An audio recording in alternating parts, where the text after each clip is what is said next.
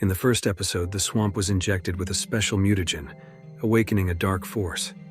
The residents suddenly caught a plague, and a scientist tried to stop it all, only to be killed by a mysterious person. Under the stimulus of chemicals and natural forces, he transformed into a terrifying plant creature. Later, Abby returns to the scene with the police to investigate. They search the forest and the water, but never find the scientist's body. The sheriff, who is also Officer Cable's mother, comes and concludes it's just an accident, a conclusion that greatly dissatisfies Abby. She points out the scientist was investigating illegal activities, suggesting a deeper conspiracy, and warns of dangerous monsters in the swamp, which the sheriff dismisses as ridiculous. Meanwhile, in the swamp, the transformed scientist feels wild and helpless. At the same time, the hospitalized girl seems to have formed some connection, covered in strange plants. In panic, she tries to pull the plants from her skin, revealing the shocking fact that her body has entirely turned into plant matter. The girl feels the same emotions and begins to violently resist on her hospital bed. The scientist then lets out a roar of mixed sorrow and anger before falling into a deep sleep in the swamp. The next morning, the girl starts speaking oddly, saying a man was born out of love and is continuously harming her, which her colleague dismisses as just a nightmare. Then, a strong wind picks up outside, and the girl suddenly feels an epiphany. On Abby's side, she's haunted by a nightmare of her deceased best friend appearing in a terrifying form, seemingly seeking revenge. Waking up scared, she realizes it was all just a bad dream.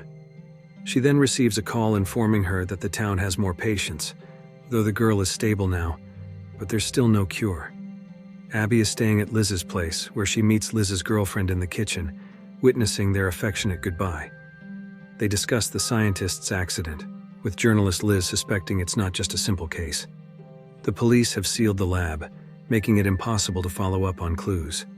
Determined to find the truth and a cure for the epidemic, Abby decides to seek help from the mayor, hoping to gain special access, despite Liz's concerns for her friend's safety. Undeterred, Abby goes to visit the mayor, greeted by the familiar butler and welcomed warmly. Seeing a photo of her best friend by the fireplace, she reminisces about happy childhood memories. Then the mayor comes out, treating Abby like his own daughter. The mayor warmly hugs Abby, expressing happiness at their reunion. He apologizes for his past mishandling, acknowledging the pain young Abby faced alone, bearing the wrath of his wife, the mayor lady. He feels immense guilt, not wanting to lose Abby again, making her feel valued and cared for, which touches Abby, knowing the mayor still cares about her. Abby then honestly shares her motive for coming. She believes the scientist's research in the swamp might hold the key to treating the epidemic.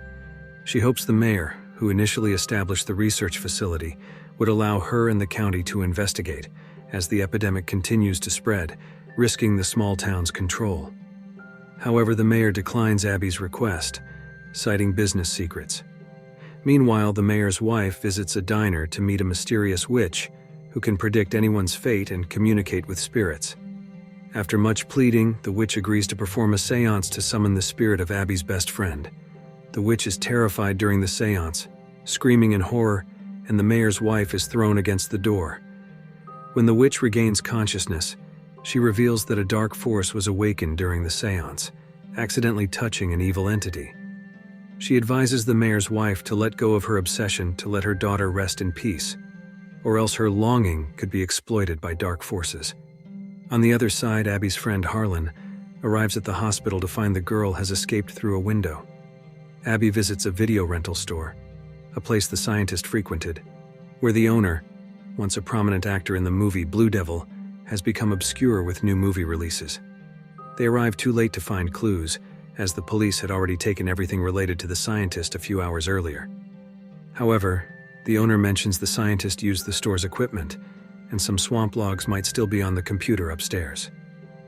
Abby, searching for information, finds the scientist's logs, where he expresses his fondness for her, bringing sadness to Abby. Meanwhile, Abby receives a text from Harlan about the girl leaving the hospital. On the side of Dr. and Mrs. Woodrue, they're summoned to the mayor's mansion, both renowned memory scholars with significant contributions to science, hoping for continued funding. The couple is reassured by kind words, hoping for a polite conversation. As they're about to meet the mayor, Dr. Woodrue is distracted by a sick tree, instructing the gardener on how to rescue it by watering it with sugar water. The serious talk begins, but the mayor quickly becomes angry, revealing the mutagen cleared from the swamp was developed by Dr. Woodrue. The initial plan was to promote rapid plant growth and drain the swamp water, exposing more land for valuable economic development. Now, with the rising number of patients and the CDC's attention, the mayor blames the mutagen and orders Dr. Woodrue to stay and resolve the issue. The mayor refuses any further funding. On Abby's side, the hospital and officers explain the situation, unclear how the girl escaped, but stressing the urgency of isolating her to prevent more infections. Suddenly, they receive news of clues left by the girl at the docks and rush to the scene, finding her bracelet there, suspecting she might have entered the swamp, a dangerous area, and where her father had an accident, causing Abby great worry. She hurries to start a search. The patrol officer, unaware of the girl hiding on his boat, receives a message from the police to look out for a smuggled girl, but doesn't take it seriously until he spots a suspicious boat, possibly involved in illegal activities. Approaching with warning lights, he demands the crew open a mysterious box on deck. Suddenly, a harpoon pierces the officer, who can't scream out in pain. The ruthless crew, to prevent their crimes from being exposed, plan to dispose of the officer's body in a remote area. They rush to retrieve all the boxes, leaving no evidence behind. Meanwhile, Abby, aboard a police boat, heads deep into the swamp, using this time alone with Officer Cable, who seizes the opportunity to confess his feelings. Admiring Abby since physical education classes in elementary school, considering her the only one he truly noticed. Abby, unaware, sees them just as friends, leaving Officer Cable somewhat disheartened, but determined to continue his pursuit. The plant creature, sensing blood in the wild, stirs as the malicious crew prepare to dump bodies into the water. The girl, witnessing this, flees the boat, causing splashes that alert the crew. After hiding in the forest, she's pursued with a machete by the crew. The plant creature, still adjusting to its massive body, follows slowly. Abby, discovering the abandoned police boat, finds the supervising officer unconscious but breathing. Officer Cable, spotting someone in the distance, decides to pursue alone. The girl, hiding in a deserted houseboat, tries to avoid the crew's flashlight. A knife through the floorboards makes her scream, alerting Abby, who then instructs Officer Cable to return, fearing the girl is in danger. The crew, breaking into the hideout, forces the girl to climb upstairs, leading to a dead end. The crew follows, but a loud noise unsettles them. As they search, the plant creature attacks from behind. The crew member, gripped by a tremendous force, struggles to break free, but manages to retaliate with a small knife, causing the plant creature to release him due to the severe injury. The creature, powered by nature, instantly heals its wounds and unleashes a beast-like roar, commanding the surrounding vines to launch a deadly assault following its dark intent. The crew member is suspended in mid-air by the terrifying monster, but the girl shows no fear. Instead, she begins to communicate telepathically with the creature. Meanwhile, Abby reaches the houseboat in the forest and finally finds the girl. As she prepares to approach, the plant creature rises, startling Abby. However, she quickly recovers and leads the girl away from the scene, realizing the creature's current frightening appearance and choosing not to reveal its identity. As they leave, Officer Cable arrives just in time to help them onto the police boat. When Abby looks back, the plant creature has vanished.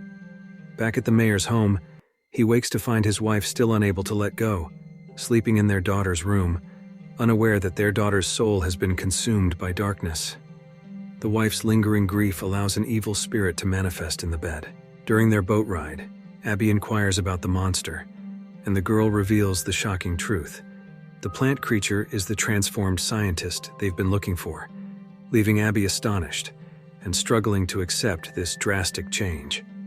The episode concludes, leaving us wondering if the scientist-turned-monster is under the control of dark forces. If you like this video, don't forget to subscribe, because by subscribing you have supported me to make better videos. See you in the next video.